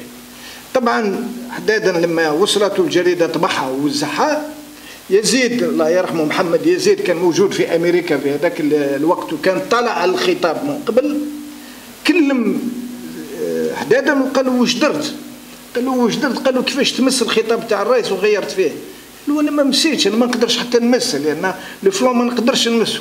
قالوا سي راك غيرته. من ثم جماعه نتاع بوصف تولاو القضيه وعرفوا باللي ندار مكتب وباللي فرنسا اصبحت يعني تشوفوا اهميه هذه الجريده كيف اصبحت انها تؤثر بشكل كبير جدا، وندرت عليها فيما بعد الكثير من الاطروحات منها تاع مونيك غادون، وين تقول ان هذه الوريقات التي كانت تطبع احيانا غير بالرونيو سي محمد تكلم عليها اصبحت تواجه اكبر دعايه استعماريه وانتصرت عليها. هذه في لاتيز نتاع مونيك غادون. نقطه اخرى حبيت نضيفها برك المجاهد، هي انه المجاهد 62 المجاهد كان نسختين، واحده بالعربيه وواحده بالفرنسيه. 62 النسخه الفرنسيه توقفت او ظهرت فيما بعد المجاهد الحالي. النسخه العربيه استمرت حتى قبل 4 سنين ولا 5 سنين، ماتت في دهليز، ماتت عندها 4 سنين تقريبا في برج الكيفان. عطينهم واحد المكان هكذا كانوا يصدروا فيه الجريده، واجهوا الجماعه اللي كانوا يصدروا الجريده حتى ما قدروش، ما عادش عندهم لا دراهم ولا المطبعه حبست تطبع لهم لان ما عندهمش باش يخلصوا الجريده، ما تباعش الى اخره، فتوقفت وماتت في صمت. الجريده المجاهد اللي استمرت من 56 باللغه العربيه حتى عندها 4 سنين او 5 سنوات توفت، ماتت لانها كانت تابعه لحزب جبهه التحرير الوطني من 62 حتى وتوفت في صمت. بعد الاتصال عن طريق هذا الاتصال المكتوب كانت ايضا وكاله الانباء الجزائريه التي انشئت سنه 61 وكلفت بمهمه نشر اخبار الثوره وتزويد وكالات الانباء العالميه والصحافه العالميه باخبار الثوره. بعدين كان اتصال الشخصي او المباشر حيث لعب المحافظ السياسي تاع الثوره دور كبير، يقولوا ان كل ما يبنيه لاصاص مكاتب لاصاص، كل ما يبنيه الجيش الفرنسي في النهار يجي المحافظ السياسي في الليل ويريبه. المحافظ السياسي لان كانت ثقه، كانت قضيه الثقه ان الشعب لم يعد يثق اطلاقا في كل ما تقوله فرنسا، بينما يثق في نتيجة لإخلاق أفراد جيش التحرير الوطني أصبح عندهم تأثير كبير على المواطنين. كان هناك أيضا الاتصال المسموع، وهذا الاتصال المسموع مجموعة من الإذاعات، بحيث أن كثير من الدول العربية مصر سوريا العراق منحوا للثورة لقيادة الثورة ساعة ساعتين في اليوم في المساء للتوجه للرأي العام العربي والرأي العام الدولي، وأيضا للجزائريين الذين كانوا يتمكنون بصعوبة من الاستماع إلى هذه الإذاعات العربية لأن كان فيها تشويش كثير عليها باش ما يسمعوهاش الجزائريين. ولعل أهم هذه الإذاعات هي إذاعتين، واحدة نتاع تونس اللي كان عندنا فيها أيضا الجبهة كان لها أيضا ساعات بث، وأهم صوت هنا هو صوت عيسى مسعودي رحمه الله اللي قال عليه بومدين أن نصف الثورة للشعب الجزائري ونصفها لعيسى مسعودي. عيسى مسعودي الصوت كنت طفلا وقتها، لكن صوت عيسى مسعودي باقي عايش معايا منذ 67 في حرب 67 لما جابوه للإذاعة ويتكلم ويقول أن القاهرة الآن دخان وكذا وإلى آخره. فهذا الصوت فظيع يعني في الحرب، صوت قوي جدا ومؤثر جدا. الإذاعة الثانية اللي كان لها أهمية أيضا كثير هي صوت الجزائر من صوت الثورة من الجزائر أو صوت الثورة من قلب الجزائر. هذه إذاعة اللي ندارت على الحدود مع المغرب، واستطاع واحد مجاهد كبير معرفة فيما بعد كثير مسعود زقار رحمه الله استطاع أنه يتحصل من عند الأمريكان في المغرب على جهاز إرسال من الحرب العالمية الثانية، واستعمل للإرسال الإذاعي. إذا في البداية وضعوها في مكان على الحدود، وبمجرد ما بدأت تبث ضربوها بالمدفعية الفرنسيس، حددوا مكانها وضربوها. بعدين داروها في شاحنة وتتحرك، فورغون يتحرك على الحدود باش ما يقدروش يضربوها. هذه كان مهمة هذه الإذاعة، لأنها كانت تقول بأنها من قلب الجزائر، والشعب الجزائري لما كان يسمعها كان يعتقد بأنها من قلب الجزائر، معناه تحدي للاستعمار، وأننا استطعنا أننا ننشئ إذاعة داخل الجزائر. أيضا من بين وسائل الاتصال التي استعملتها الثورة الصورة السينمائية. الصورة السينمائية لأن في ذلك الوقت التلفزيون ما كانش موجود، 56 بدأ البث في الجزائر. إذا لا نتكلم عن التلفزيون. وسائل الاتصال اللي كانت متوفرة كان الجرائد استعملتها الثورة، الإذاعة واستعملتها الثورة، الباقي السينما. وهنا أنشئ أول مركز في قسم للسينما تبع المحافظة السياسية في 1959، وكان أول واحد رفع كاميرا، أول جزائري يرفع كاميرا ويسجل هو شندرلي رحمه الله. وشاركوا بيير كليمون، روني فوتي، معروفين ونداروا عليهم كثير وثائقيات هنا في الجزائر. وايضا يوسف شاهين المصري، هذو دخلوا للحدود، ودخلوا من الحدود دخلوا ومشوا مع جيش التحرير الوطني وصوروا ما نشاهده الان في التلفزيونات نتاعنا لما تكون مناسبات، والصور هذه معظمها جاي من عند هؤلاء. بعدين ممكن اهم نقطة في الاتصال، هذا دائما لما نتكلم احنا لما ندرسوا الطلبة تاعنا الاتصال ركزوا لهم على هذه النقطة، وهي الرموز. الرموز مهمة جدا، لسيمبول مهمين جدا، لأن الناس يمشيوا بالرموز. تقدر تحرك ناس، امشي في الشارع وارفع العلم الوطني تشوف الناس ممكن يتبعوك. أوضع النشيد الوطني، تكون تمشي توضع. مرة أنا نحب نسمع النشيد الوطني مرات في السيارة بدون ما نكون في الاستعداد. مرة فاتح الزجاج تاع السيارة وحط نشيد وطني، وواحد بدا يصوني عليا بجنبي يقول لي واش كاين يا شيخ، واش صرا واش صرا؟ ما كان والو، ما صرا والو النشيد. فهذه الرموز، كاينه رموز اللي كل شعب عنده رموزه، وهذه الرموز تحرك هؤلاء. لهذا نقول دائما لازم نعمل على إبراز الرموز الإيجابية، لأن الشعوب تسير برموزها، الشعوب تسير برموزها. إذا غابت الرموز الوطنية راح نجيو لشارلطو، وعشناها في التسعينيات القرن الماضي، وين يقول لك القاعدة هي أن الإنسان الضعيف يقلد القوي، ما يقلدش الأضعف منه. احنا رحنا نقلدوا في لي زافغون السعوديين اكسيتيرا. دونك الثورة استعملت أيضا الرموز، ولعل أهم رمز هو جميلة بوحيرد. جميلة والجميلات اللي جو بعدها، لأن جميلة استعمل في العالم الكل. ليبيري جميلة نلقوها في معظم العواصم العالمية، حتى في فرنسا نفسها تحركوا ناس من أجل جميلة. جميلة العكس، أعطت صورة عكسية تاع فاطمة أو فاطمة خدامة، فاطمة أمية، فاطمة الجاهلة. جميلة شابة، جميلة اللي تبال، اللي تتربال. كنا نشوفوا الزتبال، جميلات الثورة الجزائرية، وصغار في العمر، شابات يتكلموا فرنسية، لابسين مليح إلى آخره، أنيقات، ويواجهوا القوة الاستعمارية. فجميلة ذكر هنا حادثة وقعت تحكيها لي بن طوبال رحمه الله. يقول لي مشيت في زيارة للاتحاد السوفيتي واستقبلوا كروتشوف، ولما قعد مع كروتشوف قال لكروتشوف يعني باش تشوفوا قوة الثورة أنه يروح واحد هكذا ممثل للثورة ويتكلم مع كروتشوف اللي كان قائد واحدة أقوى قوتين، أعظم قوتين، يقول له الاتحاد السوفيتي حاد عن مبادئه. كروتشوف زعف وحمار وجهه، قال له واش تقصد؟ قال له ما تنساش راك تتكلم مع رئيس أعظم قوة في العالم. قال له والله ما نسيت، وانا لما جيت هنا عارف مع من راني نتكلم مع كروتشوف، لكنكم ما خذيتوش المواقف اللي كان منتظرة من دولة اشتراكية تأخذها مع ثورة تحررية في العالم. وقف كروتشوف لأن الاتحاد السوفيتي يرفض يعترف بالحكومة المؤقتة.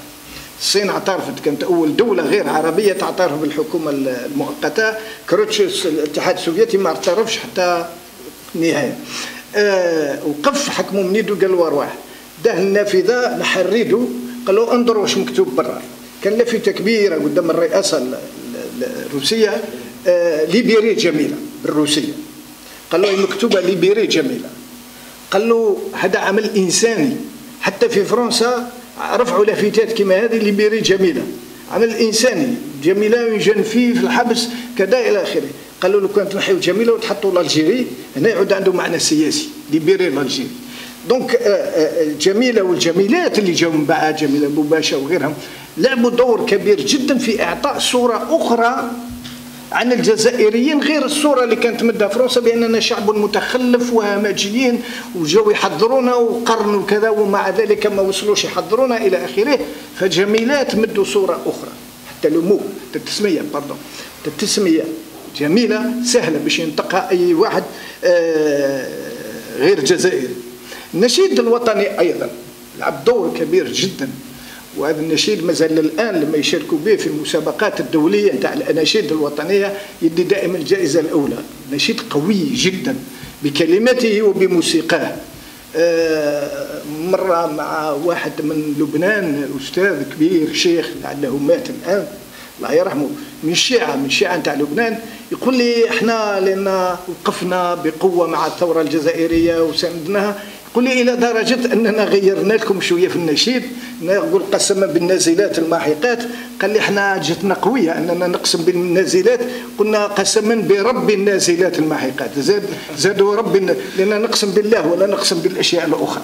قال لي غيرناها. هذا النشيد كان يزعج كثير في الفرنسيين في المعتقلات، المعتقلين هنا لما يديهم لما ياخذوهم باش يديوهم يعدموهم الشهداء، او في المعتقلات اللي كانوا يجمعوا فيها المساجين نتاع الثوره التحريريه، بمجرد ما يبداو قسما معنويات ترتفع والفرنسيين ينزعجون. وحتى الكتابات نتاعهم نوجدوا كثير هكذا في كتب فرنسيه لو فامو كاسمن، يقول لك لو فامو كاسمن.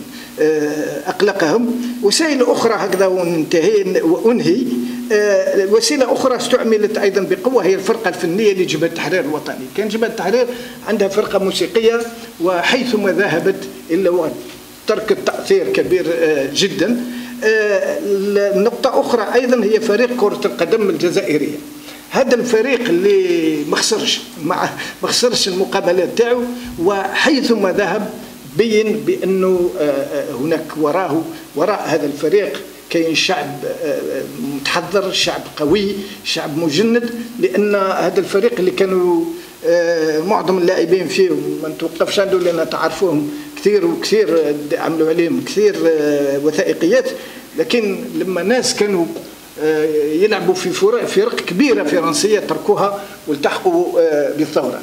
أخيرا نقول جريدة لو موند الفرنسية وش كتبت يوم 4 جويلية 1962، عندي الترجمة بالعربية، قالت: لقد فرضت جبهة التحرير الوطني على العالم رمزا هو FLN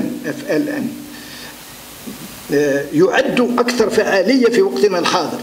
إنه رمز رهيب ومريع في الحرب، منظم وخارق للعادة في الكفاح المسلح، رابط عضوي جبار في أجهزة الإعلام لمجموعات الفدائيين وقوات المقاومة، حازم في إبراز الحرب الجزائرية على المستوى الدولي. وشكرا لكم.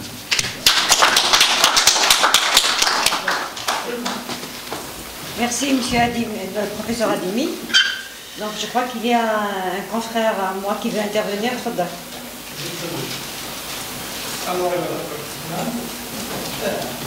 Moi, j'ai 2 questions concernant le rôle des écrivains algériens. Il y avait Kima Kadriassi, Kima Mahmoudi. À l'époque, ils étaient jeunes, ils avaient quand même un rôle, ils ont écrit. Et quel a été l'écho de la révolution, de notre grande révolution, auprès des intellectuels du monde de l'époque, surtout que le contexte de la révolution algérienne, il y avait Mondamat Taharrour dans d'autres pays, donc il y avait certainement des affinités, des sympathies partagées avec d'autres pays. Et puis, quel a été l'impact justement de la révolution auprès des autres médias, des médias internationaux. Les Marocains ou là, mais l'Égypte, le Liban, vous avez cité, mais certainement on avait de l'influence auprès d'autres pays et auprès des médias internationaux, l'Amérique latine, l'Amérique du Nord et ailleurs. Et j'ai pas compris une chose, la copie originale, j'ai pas compris. La déclaration. La déclaration, hein. La copie originale, j'ai pas compris. Voilà. Okay. Merci beaucoup. En tout cas, ça a été très enrichissant. نبدا بالاخر السؤال الاخير اول نوفمبر البيان تاع اول نوفمبر النسخه الاصليه لما تكتب هنا بعثوا نسخه للقاهره. القاهره تكلفت بها المكتب نتاعنا اللي كان الجماعه اللي كانوا ثم تكلفوا بترجمه هذا النص الى العربيه واعطوه للاذاعه المصريه قراته ليله اول نوفمبر. النسخه الاخرى بالفرنسويه احنا في وضع نتاع سريه. وضع السريه شكون يقدر يخبي بيان تاع اول نوفمبر في جيبه من يعلن الثوره على الاستعمار. قلت توزع لكن اللي توزع لهم تمد يقول لك تحط في الليل راحوا لي بوطولات تاع محامين تاع صحفيين اللي يعرفوهم فوالا وزعوه. بعثوه لبعض الجرائد هنا في الجزائر اللي كانت موجوده هنا. لكن ولا جريده ما تكلمت عليه. لما خرجت كنا ليله اول نوفمبر كان احتفال ديني مسيحي غير غدوه من ذاك لما صدرت الصحف ولا كلمه انما بعض الاحداث اللي وقعت نتاع مفرقعات كما المولد نتاعنا ولا شيء على الثوره والبيان ولا واحد تكلم عليه. اذا مع الايام وبعد بدات الثوره الى اخره البيان ضاع. النسخه الفرنسيه لم يعد لها وجود. هذا ما علمته من بعض المجاهدين يقول لك من بعد كي احتجنا كلكو موا ابري احتاجوا اون كوبي اون لونغ فرونسيز باش يمدوها للصحافه ويمدوها للدول اللي ناطقه بالفرنسيه باش يمدوا لهم نسخه من البيان ولاو راحوا ترجموه من العربيه عاودوا رجعوا للنسخه تاع العربيه باسكو كانت في القاهره. اذا ترجموه من العربيه الى الفرنسيه. النسخه اللي احنا عرفناها وقريناها ومشات معنا جوسكي ليا 4 ou 5 ans هي النسخه مترجمه عن العربيه. النسخه الاصليه قريت في الصحافه ومن هذاك الوقت ما زدتش سمعت عليها انهم لقاو النسخه الاصليه في دار في ولايه تيزي وزو كلكو بار في ولايه تيزي وزو لقاو النسخه الاصليه. ممكن الجماعه المجاهدين اللي كانوا هنا اللي اول نوفمبر بعثوا لهم كل لي بواطولات فوالا سي سا بعثوا لهم لا ديكلاراسيون تاع الاخر سيك ما كانوش يكتبوا بالعربيه. وي بروكلاماسيون دو 1 نوفمبر دارتون فرونسي وترجمت في القاهره باش يعقبوها في الاذاعه. الاخر منهم نسيمه هبلان الله يرحمها كانت تتوزع حتى هي يعني الاخر. فوالا سي سا. بالنسبه للتاثير عندها 3 أيام درت محاضره في معهد الدراسات الاستراتيجيه الشامله حول تأثير الثورة والدولة الجزائرية فيما بعد في العالم في حركات التحرر وفي مواجهة الظاهرة الاستعمارية. تأثير الثورة التحريرية أولا على المنطقة العربية كان تأثير كبير جدا إلى درجة أن حتى أصدقاء فرنسا أو اللي ما كانوش حابين من الحكام اللي ما كانوش حابين يساندوا الثورة الجزائرية ساندوها رغم أنفهم لأن الشعوب العربية كلها مشيت مع الثورة الجزائرية. الثورة نعم. الجرائد في هذه الدول على بالك اللي كاين تأثير كبير جدا. C'est la plus grande révolution du XXe siècle pratiquement. Donc, est-ce que ça se reflétait dans leurs médias? Les médias internationaux, ne serait-ce que par exemple Le Monde. Vous avez cité oui. le 4 juillet, mais est-ce que dans d'autres pays, on a des échos sur l'impact, l'influence تأثير الثورة الجزائرية مثلا في الصين؟ هل الجرائد الصينية هل وي راني جاي هل الجرائد الروسية؟ وي Il va répondre, professeur Ademi. لا كاين وطروحات دي تيز دو دكتوراه اللي نداروا على الثوره الجزائريه في الصحافه المصريه، في الصحافه السوريه، الصحافه العراقيه، في الادب، الشعر العراقي، الشعر السوري. يدي تربوا كاينين موجودين داروهم جزائريين، خدموا على الثوره الجزائريه من خلال الثوره الجزائريه من خلال جريده لو موند. سي تيز دو دكتوراه شي كوبي في الدار، بالك تلقى ما نظنش قديمه بزاف، دارها استاذ معنا خدا لا روتريت تاعو العام اللي فات، شاوش رمضان شاوش ولا خدم سور لو موند. كاين اللي خدموا سور ليبيراسيون وكذا، الصحافه الفرنسيه. كاين اون تاز تلقاوها سور انترنت اللي حاب يدخل، لا غير دالجيري دارها ان فرونسي، لا غير دالجيري اترافير لا بريس فرونسيز، خدم على 5 ou 6 كوتيديان دو ليبوك دو 54 à 62. هما باه يشوف المعالجه الاعلاميه كيفاش الصحافه الفرنسيه تعاملت مع هذا الاحداث كما سموها في البدايه وبعد الحرب الى اخره. فتاثير كان موجود، تاثير كبير جدا. المنطقه العربيه وش حدث فيها، التغييرات اللي حدثت فيها، انا رايي وهذه مش لاني جزائري، حتى بعض الكتاب المفكرين العرب اللي متحررين يعترفوا بها، بان الثورة الجزائرية حررت العرب، حررت كثير العرب. أنا قلت قبل 3 أيام في المعهد، قلت كاين هناك تأثير آخر اللي ماناش نتكلموا عليه، هو التأثير داخل فرنسا نفسها. هذا التأثير موجود لحد الآن. بنجامين ستورا يقول يا 4 ou 5 ans يقول باللي كاينه 3600 كتاب تكتبت على سكي زابيل لا غير دالجيري 54 62، والان ممكن حوالي 4000 كتاب. ما كانش دوله في العالم كتبت على دوله اخرى كما كتبت فرنسا على الجزائر. حتى هنا ما كتبناش 4000 كتاب من 62 لليوم. حاجه شيء اخر، هذا رايي الخاص ممكن راني غلط. احداث 68 وهذه ناقشتها مع أستاذي المشرف جون فرانسوا تيتو. جي سوتوني اون تيز دو دكتوراه ا غرونوبل ا لونيفرسيتي ستندال، وتلاصقنا انا وياه في بعض المفاهيم هكذا. ومن بعد اعترف لي باللي قلت له احداث 68 في فرنسا اللي حرت فرنسا، عادت النظر في كثير من الامور في فرنسا، في النظام الفرنسي نفسه، ما كانتش تكون لو كان ما كانتش لا غير دالجيري كما يسموها. واعترف لي قال لي فعلا، قال لي لان 62 فقدنا، هما يقولوها ديما l'Algérie c'est 4 fois la France. On a perdu, la France avait perdu 4 fois la France. وضروا 4 مرات فرنسا مع كل ما فيها، مع عودة لي بينوار اللي رجعوا لهم ثم وكل المشاكل اللي وقعت. ويقول جنرال فرنسي اميرال فرنسي يقول اكتشفنا هكذا في 62 باننا ما عندناش، احنا ما عادش فرنسا القوي كانت تتحدد قواعد اللعبه، ما عندناش نتحكموا في قواعد اللعبه، اصبحنا لا شيء، اصبحنا ضيعنا كل شيء.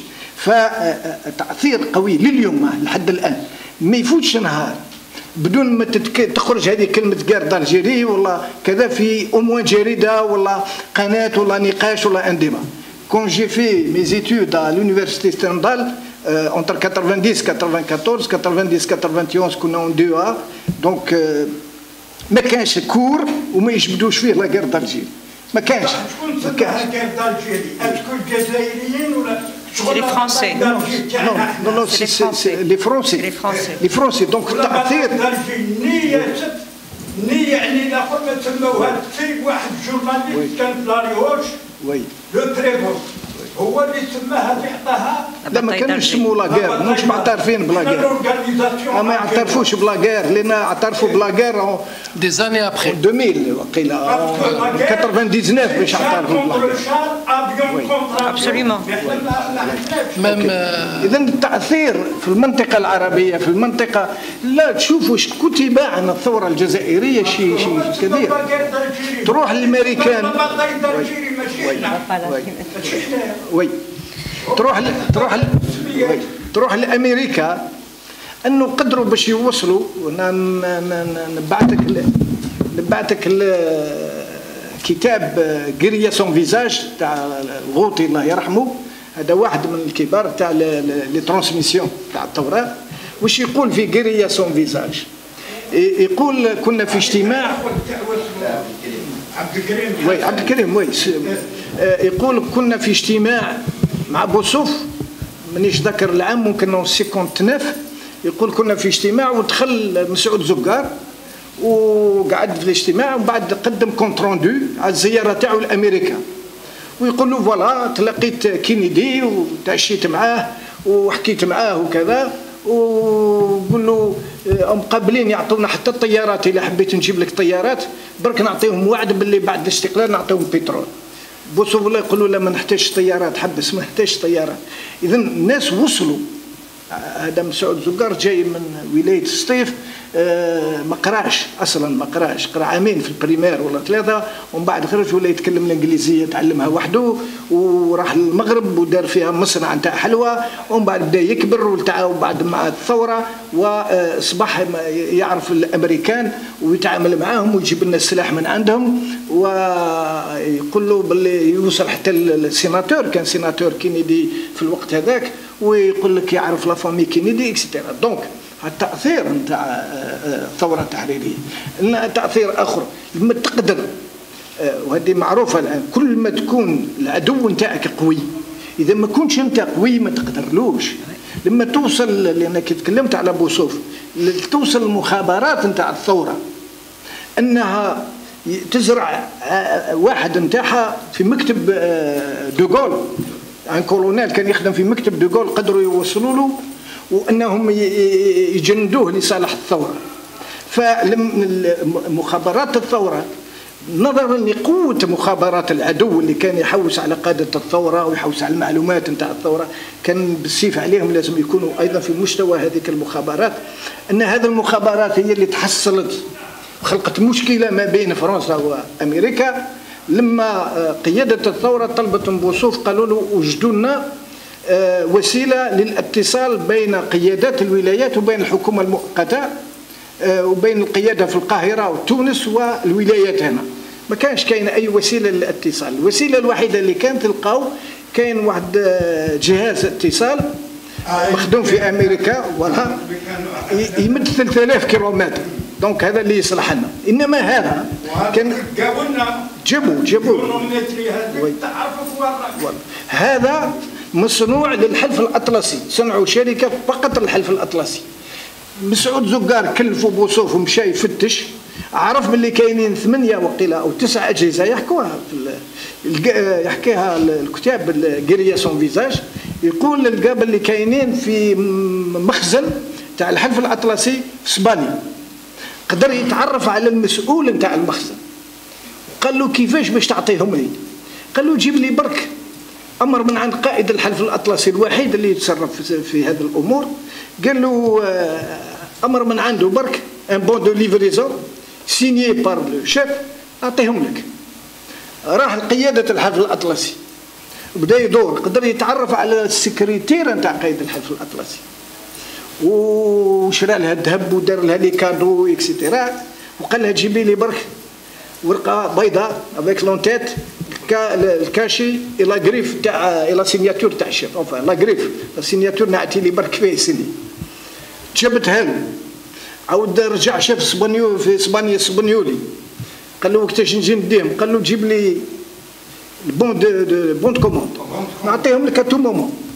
عاود يروح للمغرب يتصل باخت الملك محمد الخامس الله يرحمه، يطلب الطياره تاع الملك ويعطيها له الملك، يقول له عندي برك شويه ماتيريال نجيبه وكذا، يمشي بها لاسبانيا ويروح في الليل يهز فورغون ويهز يروح للمخزن يعطي له البون كوموند، يعطي له الاجهزه ويديها يحطها في الطياره تاع الملك واحد ما يحوس تاع الملك، ينزل بها بالمغرب ويديهم كذا ويلدون في الغيريا سون فيزاج اون دات، يقول له بهذا اليوم تم الاتصال لاول مره ما بين القياده في تونس وفي القاهره وفي قيادات الولايات بعد ما وزعوا عليهم هذا الجهاز.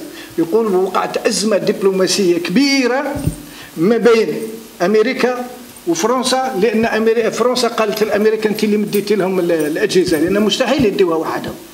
نعطيكم اخر حاجه على الاتصال دائما وأتوقف. كان فيه وفد تاع جبهة التحرير الوطني اللي مشى للأمم المتحدة. يزيد محمد يزيد الله يرحمه كان في أمريكا ويحضر في وصول الوفد. جات في دماغه بأنه عيب باش الوفد يجي في صمت هكذا ويمشي يلقي كلمة في الأمم المتحدة في صمت، لازم يعمل حاجة. مشى كرا 3 حافلات وراح للأحياء الشعبية تاع السود وقال لهم يا نديوكم اكسكورسيون.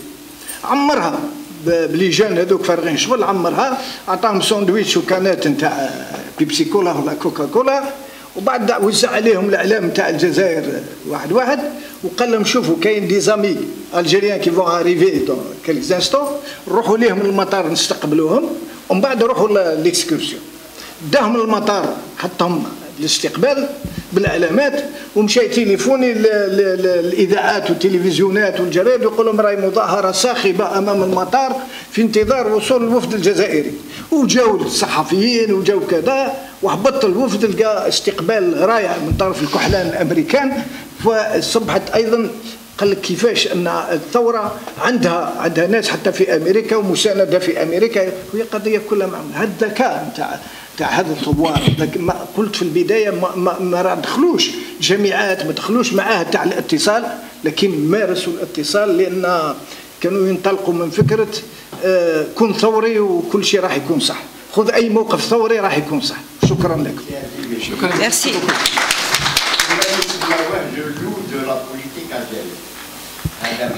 محمد يزيد. Oui. Merci professeur Hadimi, monsieur Koursi pour ces conférences très intéressantes et très riches.